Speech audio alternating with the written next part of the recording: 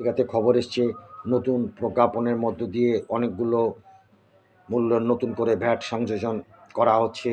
এতে করে বাজারের উপর একটি প্রভাব পড়বে, একটি চাপ পড়বে। ইতিমধ্যেই অনেক ক্ষেত্রে এর অশুভ প্রভাব লক্ষ্য করা যাচ্ছে। এই মুহূর্তে এই নতুন ভ্যাট আরোপ না করলে কি হতো না? বিষয়টি কি পুনর্বিবেচনা করা যায় না?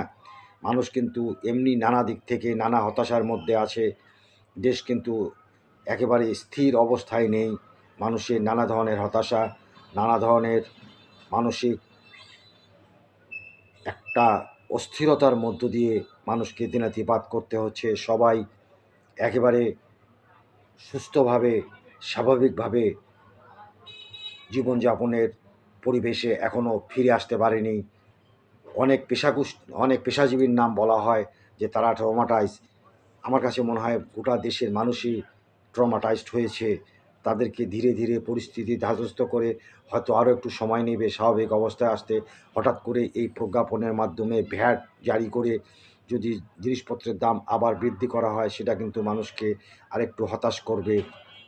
কাজেই এই বিষয়টি পুনর্বিবেচনার জন্য সরকারের সংশ্লিষ্ট মন্ত্রণালয়ের প্রতি সনির্বিদ অনুরোধ করছি। আশা করি বিষয়টি পুনর্বিবেচনার দাবি রাখে এবং আপনারা পুনর্বিবেচনা করবেন। ভালো থাকবেন। আল্লাহ হাফেজ।